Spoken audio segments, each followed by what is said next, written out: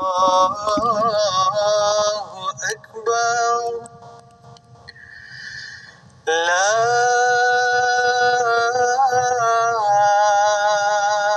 إله إلا الله.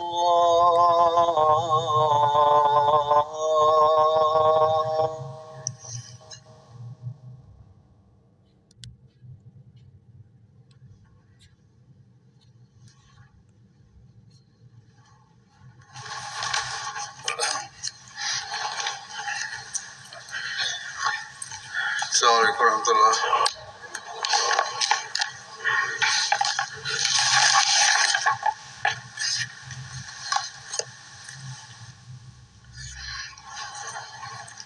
أشهد أن لا إله إلا الله وحده لا شريك له وأشهد أن محمدا عبده ورسوله. أما بعد فأعوذ بالله من الشيطان الرجيم. بسم الله الرحمن الرحيم. الحمد لله رب العالمين الرحمن الرحيم مالك يوم الدين. إياك نعبد وإياك نستعين. اهدنا الصراط المستقيم صراط الذين أنعمت عليهم غير المغضوب عليهم ولا الضالين.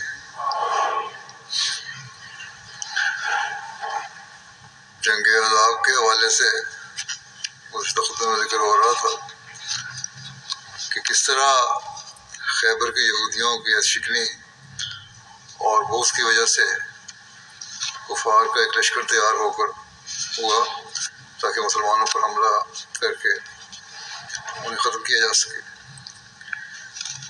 اس کی مزید تفصیل تاریخ سے یوں ملتی ہے کہ رسول اللہ صلی اللہ علیہ وسلم نے سلیت اور سفیان بن عوف اسلمی کو لشکروں کی خبر لانے کے لیے بھیجا تو یہ دونوں گئے. جب یہ مقام بیضاء پہنچے، بیضاء مکہ اور مدینہ کے درمیان ذوالحلیفہ سے آگے ایک میدانی علاقہ ہے اور ذوالحلیفہ مدینہ سے 6-7 میل کے فاصلے پر ہے.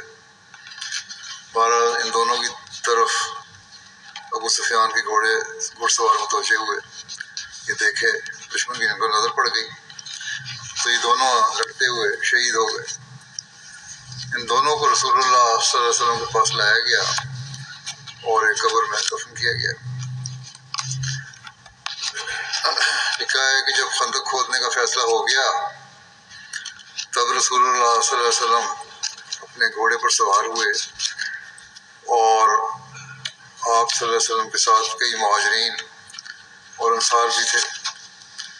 تو آپ صلی اللہ علیہ وسلم نے لشکر کے بڑھاؤ کے لیے جگہ تلاش کی تو سب سے موزوں جگہ یہ نظر آئی کہ آپ صلاح پہاڑ کو اپنے پشت کی طرف رکھیں اور مزاج سے ذباب اور راتش تک خندق کھودی جائے. مزاج جو ہے یہ مدینہ میں کوہ صلا کے قریب ایک مقام تھا اور ذباب مدینہ کے قریب ایک پہاڑ کا نام تھا.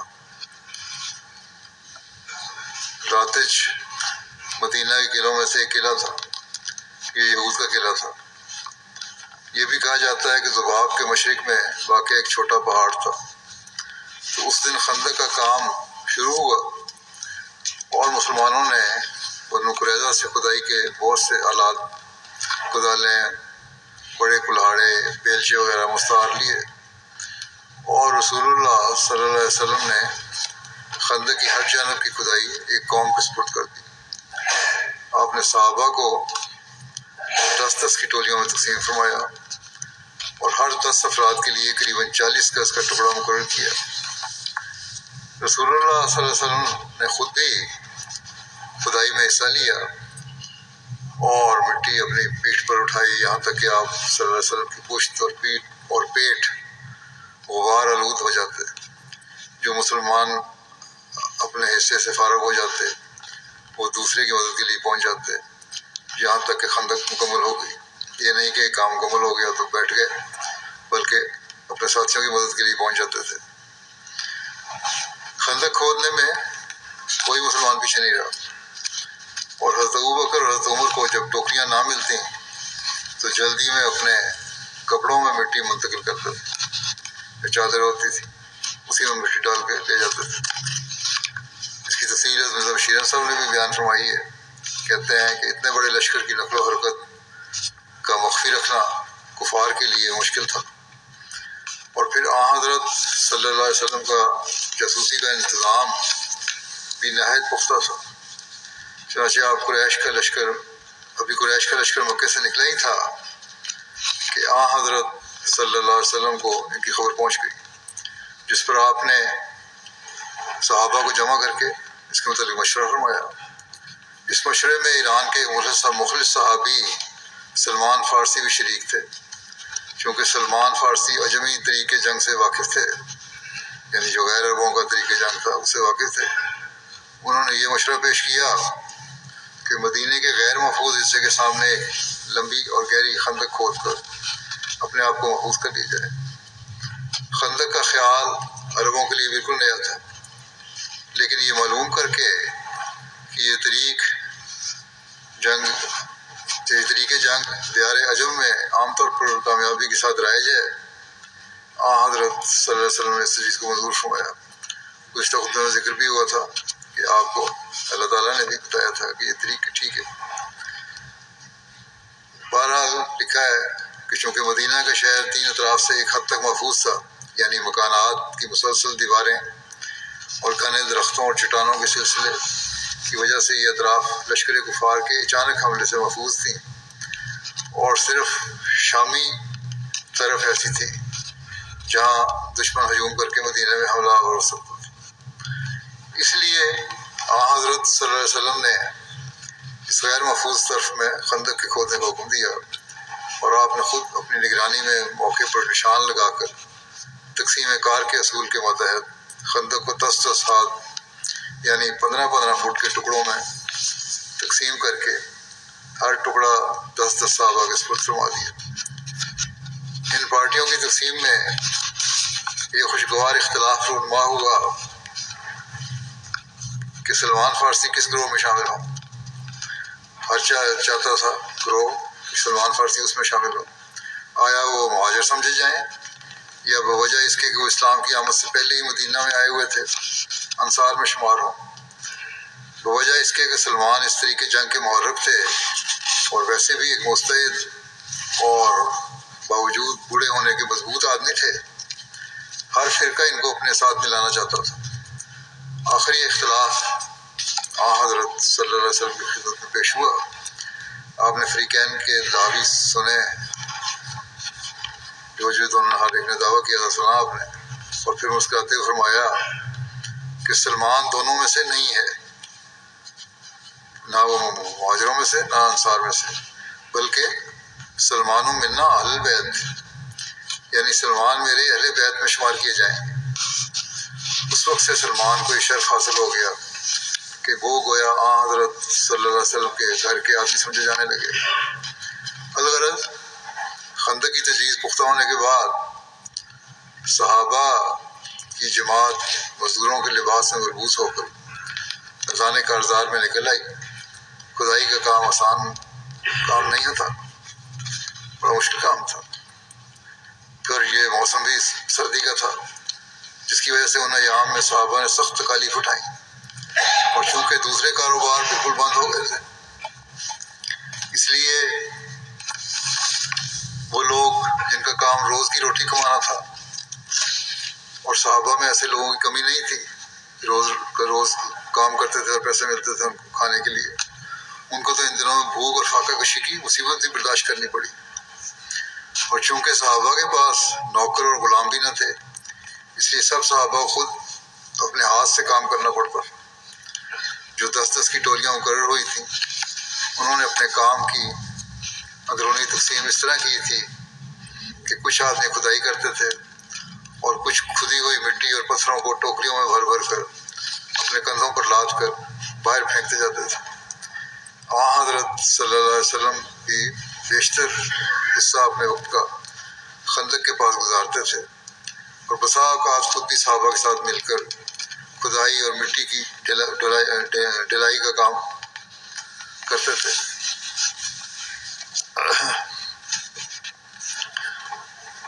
خندق کی کھدائی کے دوران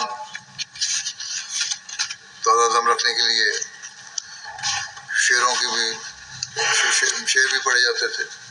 اس کی تفصیل میں لکھا ہے کہ سال بن سعد اور انس سے روایت ہے کہ رسول اللہ صلی اللہ علیہ وسلم ہمارے پاس تشریف لائے تو ہم خندق کھود رہے تھے اور اپنے کندھوں پر مٹی منتقل کر رہے تھے۔ جب آپ صلی اللہ علیہ وسلم نے ہماری مشقت اور بھوک دیکھی تو فرمایا اللہم لا عیش الا عیش الاخرہ فاغفر الانصار والمہاجر، کہ اے اللہ عیش تو صرف آخرت کا عیش ہے، بس تو انصار اور مہاجرین کو بخش دے۔ اس پر صحابہ کرام نے آپ صلی اللہ علیہ وسلم کو جواب دیتے ہوئے کہا نحن الذی بایعوا محمد علی الجہاد ما بقینا ابدا، کہ ہم وہ لوگ ہیں جنہوں نے جہاد پر محمد صلی اللہ علیہ وسلم کی بیعت کی جب تک ہم زندہ ہیں۔ حضرت براء بن عازب سے روایت ہے، وہ بیان کرتے ہیں کہ خندق کے دن میں نے رسول اللہ صلی اللہ علیہ وسلم کو مٹی اٹھاتے دیکھا، یہاں تک کہ آپ صلی اللہ علیہ وسلم کے شکم مبارک کی سفیدی مٹی میں چھپ گئی۔ میں نے آپ صلی اللہ علیہ وسلم کو ابن رواحہ کا یہ شعر پڑھتے سنا واللہ لولا ما اهتدینا ولا تصدقنا ولا صلینا وانزلا سکینة علینا وثبت الاقدام ان لاقینا والمشرکون قد بغوا علینا اذا ارادوا فتنة ابینا، یعنی ہمارے مولا اگر تیرا فضل نہ ہوتا تو ہمیں ہدایت نصیب نہ ہوتی اور ہم صدقہ و خیرات کرنے اور تیری عبادت کرنے کے قابل نہ بنتے۔ بس اے خدا، جب تو نے ہمیں اس حد تک پہنچایا ہے تو اب اس مصیبت کے وقت میں ہمارے دلوں کو سکینت عطا کر، اور اگر دشمن سے مقابلہ ہو تو ہمارے قدموں کو مضبوط رکھ۔ تو جانتا ہے کہ یہ لوگ ہمارے خلاف ظلم اور تعدی کے رنگ میں حملہ آور ہو رہے ہیں اور ان کی نیت ہمیں اپنے دین سے بے دین کرنا ہے۔ مگر اے ہمارے خدا، تیرے فضل سے ہمارا یہ حال ہے کہ جب وہ ہمیں بے دین کرنے کے لیے کوئی تدبیر اختیار کرتے ہیں تو ہم ان کی تدبیر کو دور سے ہی ٹکرا دیتے ہیں اور ان کے فتنہ میں پڑنے سے انکار کرتے ہیں، اور ابینا ابینا پر آپ بلند آواز کرتے۔ ایک روایت میں ہے کہ شعر کے آخر پر آواز کو لمبا کرتے۔ بہرحال خندق کی کھدائی ایک مشقت طلب کام تھا، اور دیگر صحابہ کی طرح رسول اللہ صلی اللہ علیہ وسلم بھی خندق کی کھدائی میں ساتھ ساتھ تھے۔ کبھی کدال چلاتے اور کبھی بیلچے سے مٹی جمع کرتے اور کبھی ٹوکری میں مٹی اٹھاتے۔ ایک دن آپ صلی اللہ علیہ وسلم کو بہت زیادہ تھکاوٹ ہو گئی تو آپ صلی اللہ علیہ وسلم بیٹھ گئے، پھر آپ اپنے بائیں پہلو پر پتھر کا سہارا لیا اور آپ صلی اللہ علیہ وسلم کو نیند آ گئی تو حضرت ابوبکر رضی اللہ عنہ اور حضرت عمر رضی اللہ عنہ آپ صلی اللہ علیہ وسلم کے سرہانے کھڑے ہو کر لوگوں کو آپ صلی اللہ علیہ وسلم کے پاس سے گزرنے سے روکتے رہے کہ کہیں وہ آپ صلی اللہ علیہ وسلم کو جگا نہ دیں۔ جب آپ صلی اللہ علیہ وسلم بیدار ہوئے کچھ دیر بعد تو جلدی سے اٹھے اور فرمایا تم نے مجھے بیدار کیوں نہیں کیا؟ میں سویا ہوا تھا، میں جگایا کیوں نہیں؟ اور پھر آپ نے بڑا کلہاڑا اٹھا کر زمین پر مارنے لگے، یعنی کام شروع کر دیا۔ حضرت صلی اللہ علیہ وسلم کی شرکت اور آپ صلی اللہ علیہ وسلم کی دعاؤں کی برکت سے صحابہ تو گویا اپنے غم اور محنت کی الفت کو بھول ہی جاتے تھے، اور جہاں ایک طرف پاکیزہ شعر خوانی ہوتی تو دوسری طرف ہلکا پھلکا مزاح بھی جاری رہتا۔ چنانچہ ایک مرتبہ زید بن ثابت جو کہ کمسن نوجوان تھے، خندق کھودتے کھودتے خندق کے اندر ہی سو گئے تو ان کے ایک ساتھی نے ان کا کھدائی کا سامان مذاق میں اٹھا دیا اور جب وہ بیدار ہوئے تو اپنا ساز و سامان نہ پا کر گھبرا گئے، جبکہ دوسرے دوست اس پریشانی سے محظوظ ہونے لگے۔ نبی اکرم صلی اللہ علیہ وسلم کو جب علم ہوا تو آپ نے حضرت زید کو فرمایا، لڑکے تم ایسے سوئے کہ اپنے سامان کی بھی خبر نہ ہوئی۔ ایک روایت کے مطابق آپ صلی اللہ علیہ وسلم خود حضرت زید کے پاس تشریف لائے اور مسکراتے ہوئے فرمایا، یا ابا رخال، اے نیند کے ماتے، البتہ ساتھ ہی اس طرح کے مذاق کی بھی حکیمانہ انداز میں اصلاح فرمائی اور فرمایا کہ زید کے سامان کی کسی کو خبر ہے؟ تو ایک نے عرض کیا شخص نے کہ حضور میرے پاس ہے سامان اس کا اور میں نہیں اٹھایا تھا۔ آپ نے فرمایا کہ کسی مسلمان کو اس طرح پریشان نہیں کرنا چاہیے کہ اس کے ہتھیار اور اوزار اٹھا لیے جائیں۔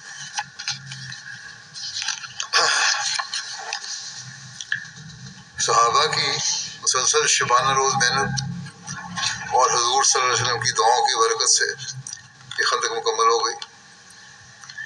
مسلمانوں نے خندق کھود کر اس کو پختہ کر لیا۔ خندق کی تکمیل کتنے مدت میں ہوئی اس کے متعلق روایات ہیں، 6 دن، 10 دن، 15 دن، 20 دن اور 1 مہینہ، یہ مدت بیان کی جاتی ہے۔ 15 دن اور 1 ماہ کے متعلق زیادہ اتفاق کیا جاتا ہے۔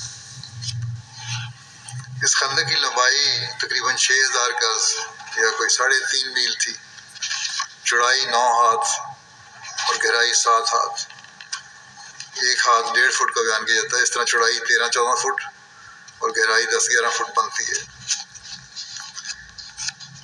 یہ طویل و عریض خندق صدیوں تک موجود رہی، یہاں تک کہ وادی بطحان کے پانی کے مسلسل بہاؤ اور کاٹ کی وجہ سے وہ آہستہ آہستہ معدوم ہوتی گئی۔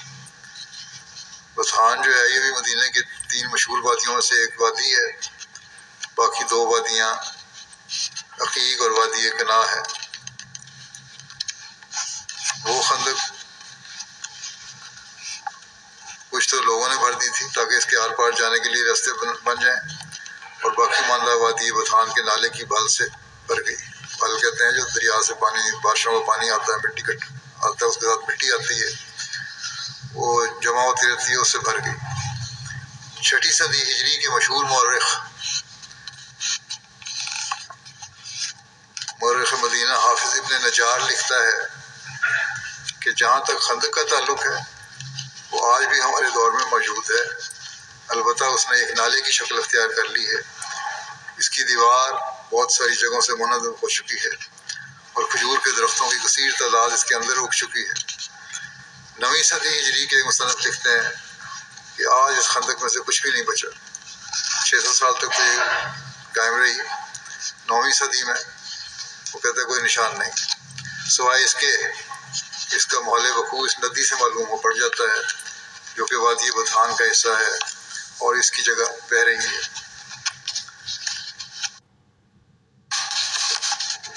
لکھا ہے کہ ہر چند کے مدینے میں یہ دن خوف و ہراس اور پریشانی کے تھے۔ منافقین آنے بہانے بنا کر اپنے اپنے ڈیروں اور گھروں کی طرف جانا شروع ہو گئے تھے، لیکن صحابہ کا عمومی جوش اور ولولہ قابل دید تھا۔ بچے اور عورتیں بھی ان کے شانہ بشانہ ان کی ہمت بندانے اور ان کی معاونت کرنے میں پیش پیش تھی۔ حضرت صلی اللہ علیہ وسلم کی ازواج مطہرات بھی خطرے کی اس گھڑی میں عزم و ہمت کے ساتھ مردانہ وار نبی اکرم صلی اللہ علیہ وسلم کے ساتھ کھڑی نظر آتی ہیں۔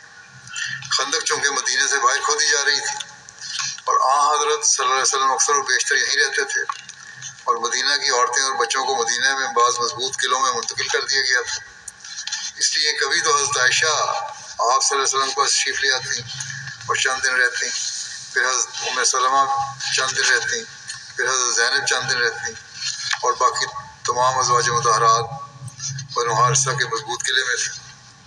اور بعض نے کہا کہ ازواج مطہرات بنو زریق کے قلعہ نصر میں تھی، اور کہا گیا ہے کہ بعض ازواج مطہرات فارے میں تھی۔ تو یہ مختلف روایتیں ہیں۔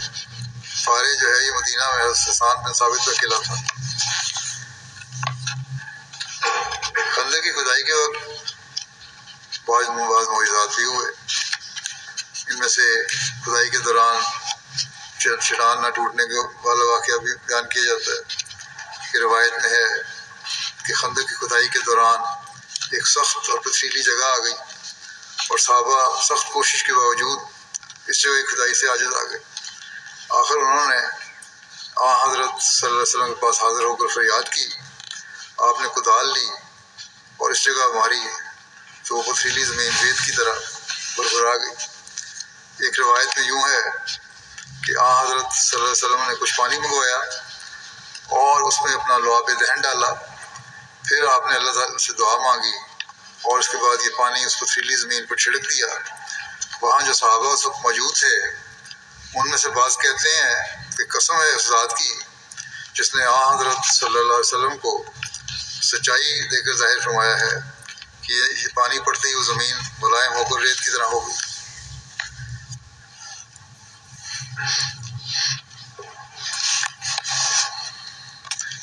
یہ واقعہ دوسرا ہے جہاں خوشخبریاں دی گئی تھیں بادشاہوں کی، وہ دوسرا واقعہ اس طرح بیان ہوا ہے۔ پہلا واقعہ جو تھا وہ تو پانی ڈالنے کا تھا، یہ ہے جس میں آپ کو آئندہ بادشاہتوں کی پیش خوشخبریاں دی گئیں۔ اس کے بارے میں لکھا ہے کہ ایک اور موقع پر ذکر ہے کہ حضرت سلمان فارسی سے ایک چٹان ٹوٹ نہیں رہی تھی، تو انہوں نے حضرت صلی اللہ علیہ وسلم تو حضرت صلی اللہ علیہ وسلم نے حضرت سلمان سے کدال لے لی، اسے ٹوٹ نہیں رہی تھی، حضرت سلمان فارسی تھے، حضرت سلمان نے اسے کدال لے لی اور ایک ضرب لگائی تو ایک بجلی کی سی چمک نمودار ہوئی۔ آپ صلی اللہ علیہ وسلم نے کہا اللہ اکبر، پاس کھڑے صحابہ نے بھی اللہ اکبر کہا اور اس کا ایک حصہ ٹوٹ گیا۔ پھر آپ صلی اللہ علیہ وسلم نے دوسری بار ضرب لگائی اور اس پر چمک نکلی۔ آپ صلی اللہ علیہ وسلم نے کہا اللہ اکبر اور چٹان کا کچھ حصہ اور ٹوٹ گیا۔ پھر آپ صلی اللہ علیہ وسلم نے تیسری بار ضرب لگائی تو چٹان کا باقی حصہ بھی ٹوٹ گیا اور اس میں سے پھر ایک چمک نکلی تو آپ صلی اللہ علیہ وسلم نے اللہ اکبر کہا۔ صحابہ نے بھی ہر بار اللہ اکبر کہا۔ حضرت سلمان فارسی جو پاس ہی کھڑے تھے انہوں نے عرض کیا کہ یا رسول اللہ صلی اللہ علیہ وسلم، جب آپ کدال سے ضرب لگاتے تھے تو چٹان سے ایک روشنی سے نکلتی تھی اور آپ نے اللہ اکبر کہا تھا۔ اس پر آپ صلی اللہ علیہ وسلم نے فرمایا اے سلمان، کیا تم نے بھی دیکھا ہے روشنی کو؟ تو انہوں نے عرض کیا جی ہاں یا رسول اللہ صلی اللہ علیہ وسلم، میں نے بھی دیکھی تھی۔ تو اس پر آپ صلی اللہ علیہ وسلم نے فرمایا پہلی بار جب روشنی نکلی تھی تو ہیرا اور کسرا کے محلات مجھے دکھائے گئے تھے اور جبرائیل نے مجھے کہا کہ آپ کی امت اس پر قبضہ کرے گی۔ دوسری مرتبہ روشنی میں عرض روم کے سرخ محلات مجھے دکھائے گئے اور جبرائیل نے خبر دی کہ تمہاری امت اس پر قابض ہوگی۔ اور تیسری بار جب روشنی نکلی تو صنعاء کے محلات مجھے دکھائے گئے اور جبرائیل نے بتایا کہ تمہاری امت ان پر بھی غالب آ جائے گی، لہذا تمہیں خوشخبری ہو۔ اور سب نے کہا الحمدللہ، سچا وعدہ، اللہ تعالیٰ نے تنگی کے بعد ہم سے مدد کا وعدہ کیا ہے۔ اور رسول اللہ صلی اللہ علیہ وسلم فارس کے محلات کی نشانیاں سلمان کو بیان کرنے لگے تو سلمان رضی اللہ عنہ نے کہا کہ یا رسول اللہ، آپ صلی اللہ علیہ وسلم نے سچ کہا ہے، یہ اس کی نشانی ہے، یعنی جس طرح آپ نے بتایا تھا کہ نشانیاں ان کی، تو سلمان نے اس کی تصدیق کی، کہنے لگے کہ میں گواہی دیتا ہوں کہ آپ صلی اللہ علیہ وسلم اللہ کے رسول ہیں۔ پھر رسول اللہ صلی اللہ علیہ وسلم نے فرمایا اے سلمان، یہ فتوحات اللہ تعالیٰ میرے بعد دے گا، شام کو فتح کیا جائے گا اور ہرقل اپنے مملکت کے آخر تک بھاگ جائے گا اور تم شام پر غالب ہوگے، تم سے کوئی جھگڑا و مزاحمت نہ کرے گا اور یہ مشرق فتح ہوگا اور کسرا قتل کیا جائے گا، اس کے بعد کوئی کسرا نہ ہوگا۔ اس پر منافقین بڑا تمسخر اڑایا کرتے تھے کہ مصیبت اور بے کسی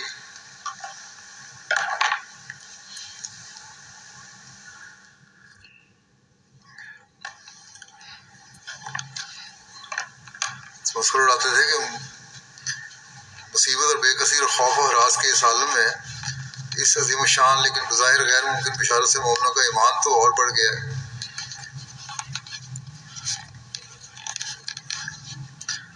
لکھا ہے اس نے تاریخ میں کہ مصیبت اور بے کسی اور خوف و ہراس کے اس عالم میں اس عظیم الشان لیکن بظاہر غیر ممکن بشارت سے مومنوں کا ایمان تو اور بڑھ گیا اور ان کی بشاشت میں مزید اضافہ کا باعث بنا، لیکن منافقین نے اس پر تمسخر کرنا شروع کر دیا۔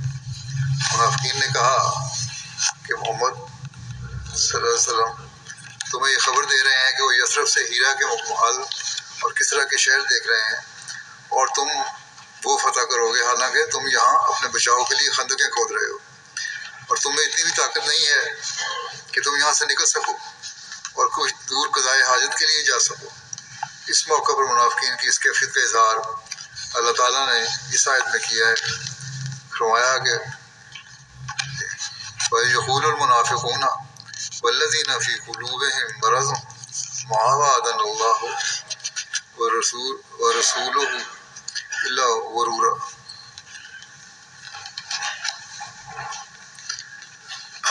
وَيَقُولُ الْمُنَافِقُونَ وَالَّذِينَ فِي قُلُوبِهِم مَّرَضٌ مَّا وَعَدَنَا اللَّهُ وَرَسُولُهُ إِلَّا غُرُورًا۔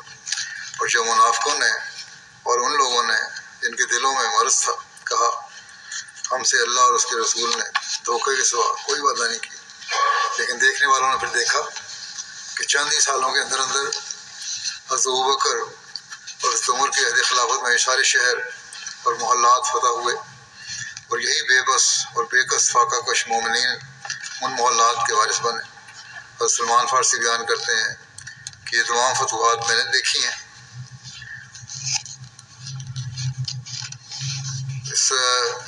ان واقعات کو جو پتھر توڑنے کے ہیں اور معجزات جو رونما ہوئے، اس کو مرزا بشیر صاحب نے بیان کیا ہے اپنے انداز میں، لکھتے ہیں کہ تنگی اور شدت کی حالت میں خندق کھودتے کھودتے ایک جگہ سے ایک پتھر نکلا جو کسی طرح ٹوٹنے میں نہ آتا تھا، اور صحابہ کا یہ حال تھا کہ وہ 3 دن کے مسلسل فاقہ سے سخت نڈھال ہو رہے تھے۔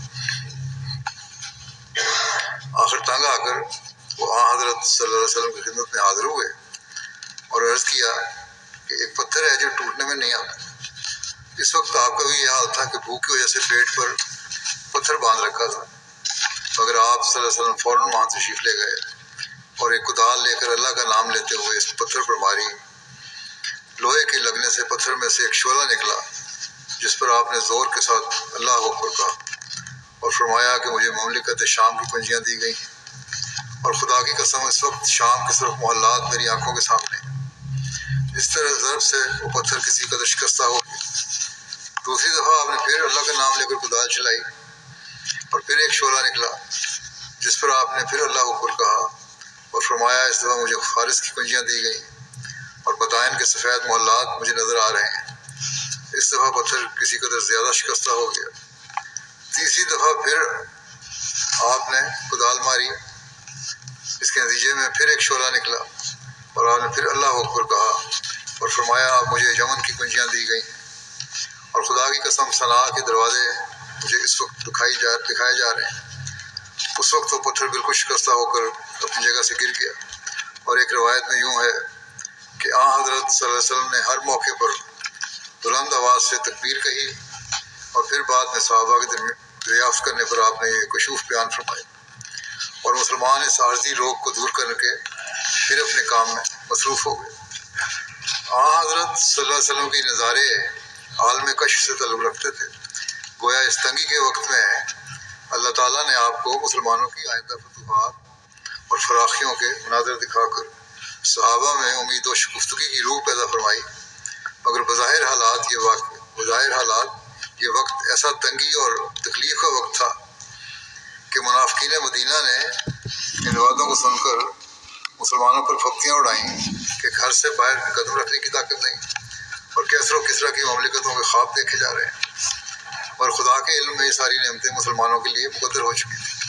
چنانچہ یہ وعدے اپنے اپنے وقت پر، یعنی کچھ تو حضرت صلی اللہ علیہ وسلم کے آخری ایام میں اور زیادہ تر آپ کے خلفاء کے زمانے میں پورے ہو کر مسلمانوں کے ازدیاد ایمان کا اور امتنان کا باعث ہوئے۔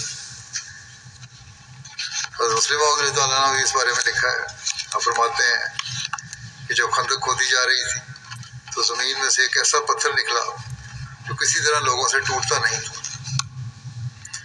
صحابہ نے رسول اللہ صلی اللہ علیہ وسلم کو اس بات کی خبر دی تو آپ وہاں خود تشریف لے گئے۔ آپ اپنے ہاتھ میں کدال پکڑا اور زور سے اس پر پتھر پر مارا۔ کدال کے پڑنے سے اس پتھر میں سے روشنی نکلی اور آپ نے فرمایا اللہ ہو. پھر دوبارہ آپ نے کدال مارا تو پھر روشنی نکلی. پھر آپ نے فرمایا اللہ ہو. پھر آپ نے تیسری دفعہ کدال مارا اور پھر پتھر سے روشنی نکلی اور ساتھ ہی پتھر ٹوٹ گیا. اس موقع پر پھر آپ نے فرمایا اللہ ہو. صحابہ نے آپ سے پوچھا یا رسول اللہ آپ نے 3 دفعہ اللہ اکبر کیوں فرمایا؟ آپ نے فرمایا پتھر پر کدال پڑنے سے 3 دفعہ جو روشنی نکلی تو تینوں دفعہ خدا نے مجھے اسلام کی آئندہ ترقیات کا نقشہ دکھایا. اسلام کی آئندہ ترقیات کا نقشہ دکھایا. پہلی دفعہ کی روشنی میں مملکت کیسر کے نشان، کیسر کے شام کے محلات دکھائے گئے اور اس کی کنجیاں مجھے دی گئیں. دوسری دفعہ کی روشنی میں مدائن کے سفید محلات مجھے دکھائے گئے اور مملکت فارس کی کنجیاں مجھے دی گئیں. تیسری دفعہ کی روشنی میں صنعاء کے دروازے مجھے دکھائے گئے اور مملکت یمن کی کنجیاں مجھے دی گئیں. بس تم خدا کے وعدوں پر یقین رکھو، دشمن تمہارا کچھ نہیں بگاڑ سکتا.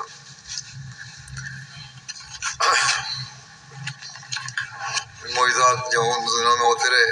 ایک کھانے کا معجزہ بھی ہے، اس کا یہ واقعہ اور بھی معجزے ہوں گے کھانے کے، لیکن ایک واقعہ یوں بیان ہوتا ہے کہ حضرت جابر رحمۃ اللہ نے کھانا پکوایا اور اس میں برکت پڑی. اس کی تفصیل یوں ہے کہ حضرت جابر نے انہی دنوں میں سے ایک دن رسول اللہ صلی اللہ علیہ وسلم کو دیکھا کہ بھوک کی وجہ سے اپنے پیٹ پر پتھر باندھا ہوا ہے اور صحابہ کرام 3 دن سے وہاں ہیں، کوئی کھانے کی چیز چکھی بھی نہیں. 3 دن ہو گئے، کچھ کھانے کو نہیں ملا. جابر کہتے ہیں میں نے رسول اللہ صلی اللہ علیہ وسلم سے گھر جانے کی اجازت طلب کی تو آپ صلی اللہ علیہ وسلم نے مجھے اجازت دے دی. میں نے گھر جا کر اپنی بیوی کو کہا کہ میں نے رسول اللہ صلی اللہ علیہ وسلم پر سخت بھوک کے آثار دیکھے جس کو دیکھ کر مجھ سے صبر نہیں ہو سکا، کیا گھر میں کچھ ہے؟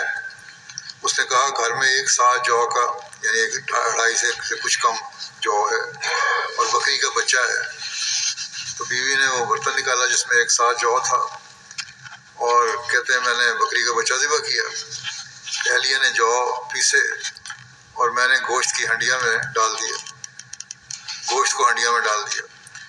میری اہلیہ نے کہا چونکہ کھانا تھوڑا سا ہے اس لیے چپکے سے حضور صلی اللہ علیہ وسلم کی خدمت میں عرض کرنا، ایسا نہ ہو کہ مجھے رسول اللہ صلی اللہ علیہ وسلم اور آپ صلی اللہ علیہ وسلم کے ساتھیوں کے سامنے رسوائی کا سامنا کرنا پڑے، یعنی لوگ زیادہ ہو جائیں اور کھانا تھوڑا ہو رہ جائے.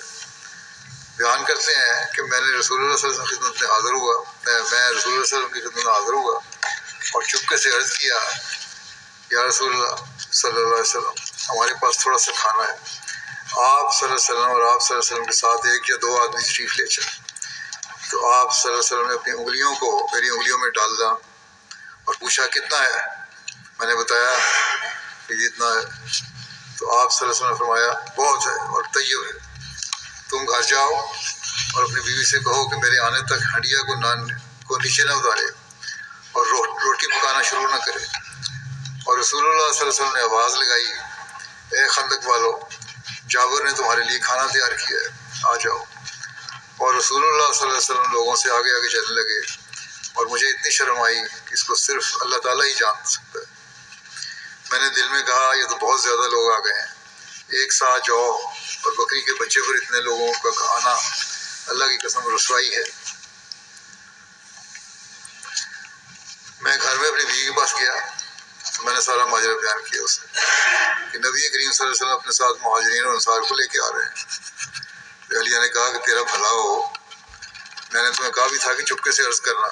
شوہر نے بیوی کو بتایا کہ میں نے بالکل اسی طرح کہا تھا جیسا تم نے کہا تھا. بیوی نے کہا کہ باقی سب لوگوں کو تم نے دعوت دی تھی یا رسول اللہ صلی اللہ علیہ وسلم نے؟ تو انہوں نے بتایا کہ رسول اللہ صلی اللہ علیہ وسلم نے دعوت دی تھی. اس پر ایمان و اخلاص کی پہ کر بیوی نے کہا کہ پھر کوئی فکر کی بات نہیں، اللہ اور اس کا رسول بہتر جانتے ہیں، اب فکر کی کوئی بات نہیں. یہ ایمان و عورت کا ہے جو اپنے خامن سے بھی ایمان و اخلاص میں بڑھ گئی. جابر بیان کرتے ہیں کہ پھر رسول اللہ صلی اللہ علیہ وسلم ہمارے گھر میں داخل ہوئے اور فرمایا تم 10 افراد داخل ہو، یعنی جو لوگ آئے تھے ان کو 10 کی ٹولیوں میں بانٹا ہوں. اور جابر کی اہلیہ نے آٹا نکالا تو آپ صلی اللہ علیہ وسلم نے اس میں لعاب ڈالا اور برکت کی دعا دی. پھر ہماری ہنڈیاں میں لعاب ڈال کر برکت کی دعا کی. پھر ہمیں فرمایا روٹی پکاؤ. اور سالن ڈالو اور ہنڈیا کو ڈھانپ دو، پھر روٹی تندور سے نکالو اور روٹیوں کو ڈھانپ دو۔ تو ہم نے ایسا ہی کیا، ہم سالن نکالتے اور آپ صلی اللہ علیہ وسلم ہنڈیا کو ڈھانپ دیتے، پھر اس کو کھولتے، تو ہم نے دیکھا کہ اس سے کچھ کم نہیں ہوا، اور تنور سے روٹی نکالتے پھر اس کو ڈھانپ دیتے، اس سے بھی کچھ کم نہ ہوتا۔ آپ صلی اللہ علیہ وسلم روٹی کے ٹکڑے کرتے اور اس پر گوشت ڈالتے اور اپنے صحابہ کے قریب کر کے فرماتے کہ کھاؤ۔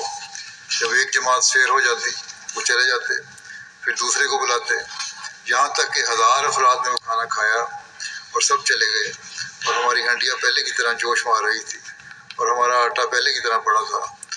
آپ صلی اللہ علیہ وسلم نے فرمایا کہ تم کھاؤ اور لوگوں کو بھی بھیجو، کیونکہ لوگ بہت زیادہ بھوکے ہیں۔ اس واقعے کو مرزا بشیر احمد صاحب نے بھی لکھا ہے، اس طرح بیان کیا انہوں نے کہ ایک مخلص صحابی جابر بن عبداللہ نے آپ صلی اللہ علیہ وسلم کے چہرے پر بھوک کی وجہ سے کمزوری اور نکاہت کے آثار دیکھ کر آپ صلی اللہ علیہ وسلم سے اپنے گھر جانے کی اجازت لی۔ گھر آ کر اپنی بیوی سے کہا کہ حضرت صلی اللہ علیہ وسلم کو بھوک کی شدت کی وجہ سے سخت تکلیف معلوم ہوتی ہے، کیا تمہارے پاس کھانے کے لیے کچھ ہے؟ اس نے کہا ہاں، کچھ جو کا آٹا ہے اور ایک بکری ہے۔ جابر کہتے ہیں کہ اس پر میں نے بکری کو ذبح کیا اور آٹے کو گوندا اور پھر اپنی بیوی سے کہا کہ تم کھانا تیار کرو، میں رسول اللہ صلی اللہ علیہ وسلم کی خدمت میں جا کر عرض کرتا ہوں کہ تشریف لے آئیں۔ میری بیوی نے کہا کہ دیکھنا مجھے ذلیل نہ کرنا، کھانا تھوڑا ہے، رسول اللہ صلی اللہ علیہ وسلم کے ساتھ زیادہ لوگ نہ آئیں۔ جابر کہتے ہیں کہ میں گیا، میں نے آہستگی سے کے ساتھ حضرت صلی اللہ علیہ وسلم سے عرض کیا کہ یا رسول اللہ صلی اللہ علیہ وسلم، میرے پاس کچھ گوشت اور جو کا آٹا ہے جن کے پکانے کے لیے میں اپنی بیوی سے کہہ آیا ہوں، آپ اپنے چند اصحاب کے ساتھ تشریف لے چلیں اور کھانا تناول فرما لیں۔ آپ نے فرمایا کھانا کتنا ہے؟ میں نے عرض کیا کہ اس قدر ہے۔ آپ نے فرمایا بہت ہے۔ پھر آپ نے اپنے ارد گرد نگاہ ڈال کر بلند آواز سے فرمایا اے انصار و مہاجرین کی جماعت، چلو، جابر نے ہماری دعوت کی ہے، چل کر کھانا کھا لو۔ اس آواز پر کوئی 1000 فاقہ مست صحابی آپ کے ساتھ ہو لیے۔ آپ نے جابر سے فرمایا کہ تم جلدی جلدی جاؤ اور اپنی بیوی سے کہہ دو کہ جب تک میں نہ آ لوں ہنڈیا کو چولہے پر سے نہ اتارے اور نہ ہی روٹیاں پکانے شروع کرے۔ جابر نے جلدی سے جا کر اپنی بیوی کو اطلاع دی اور وہ بیچاری سخت گھبرائی کہ کھانا تو صرف چند آدمیوں کے اندازے کا ہے اور آ رہے ہیں اتنے لوگ، اب کیا ہوگا؟ مگر حضرت صلی اللہ علیہ وسلم نے وہاں پہنچتے ہی بڑے اطمینان کے ساتھ ہنڈیا اور آٹے کے برتن پر دعا فرمائی اور پھر فرمایا روٹیاں پکانا شروع کر دو۔ اس کے بعد آپ نے آہستہ آہستہ کھانا تقسیم کرنا شروع فرما دیا۔ جابر روایت کرتے ہیں کہ مجھ کو اس ذات کی قسم جس کے ہاتھ میں میری جان ہے کہ اسی کھانے سے سب لوگ سیر ہو کر اٹھ گئے اور ابھی ہماری ہنڈیا اسی طرح ابل رہی تھی اور آٹا اسی طرح پک رہا تھا۔ جنگ عذاب کے حوالے سے باقی بات انشاءاللہ آئندہ بیان کروں گا۔ دعاؤں کی طرف میں توجہ دلاتا رہتا ہوں، اس طرح بہت توجہ رکھیں۔ اللہ تعالیٰ ہمارے ایمانوں کو مضبوط کرے، ہر جگہ ہر ملک میں رہنے والے احمدی کو، بنگلہ دیش میں، پاکستان میں، دوسری جگہوں پر، اور ہر شر سے ہر احمدی کو بچائے، اور دنیا کو بھی جو جس آگ میں پڑ رہی ہے اور جانے کی کوشش بڑی تیزی سے کر رہی ہے، اس سے دنیا کو بھی بچائے۔ اللہ تعالیٰ رحم فرمائے۔ اللہ تعالیٰ سب طاقتوں کا مالک ہے۔ اگر اصلاح کی طرف توجہ کریں ابھی بھی یہ لوگ، اللہ تعالیٰ ان کو مصیبتوں سے نکال سکتا ہے۔ اللہ تعالیٰ کرے کہ ان کو عقل اور سمجھ آ جائے۔